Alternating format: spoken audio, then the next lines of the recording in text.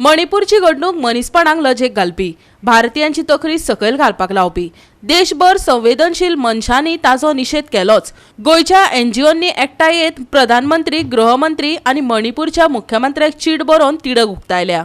समाजा भितर दुस्मानकाय, तांचे फळ भोगचे पडले कसलोच गुन्यांव नाशिल्ल्या बायलांक। ह्या समाजाचो स्वताचो कायदो, तांकां राज्यघटनेंतले कायदे लागनात, ते पुलिसांक भियेनात। लोकांच्या मुखार बायलांक निर्वस्त्र करून धिंड काडप, उपरांत जीवेशी मारप, पुलिसांनी एफआयआर दाखल करपाक कळाव लावप, सोशल मिडियाचेर नग्न व्हिडिओ व्हायरल जाल्या उपरांत अटक करपाची नाटकां करप, ह्या सगळ्या घडणुकांचो ह्या संघटनांनी खर उतरांनी निषेध केला।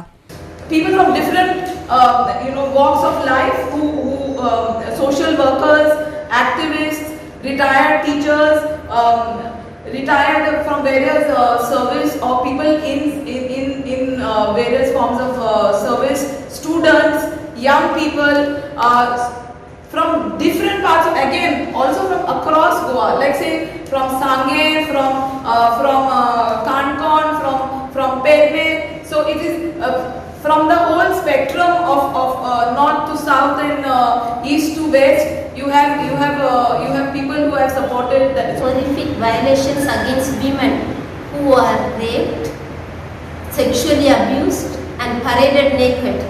We want to strongly condemn this heinous act for weaponizing, victimizing women for one's own authority to show one's power. Our Chief Justice of India said, in a constitutional democracy, it is unacceptable. The indifference of our authorities is so shocking and we cannot continue like this. That is why we said there should be zero tolerance for such act and we need to put our hands and hearts together to raise our voices together.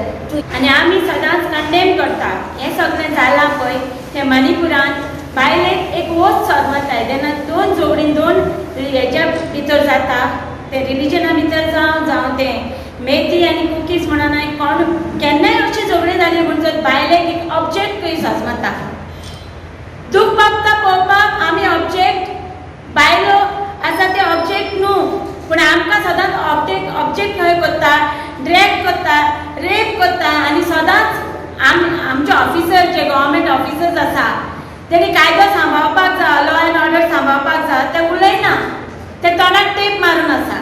Goa 365 खातीर Vinson Rosario, Samrita खणगांवकर आनी शिवानी सांगेलकार।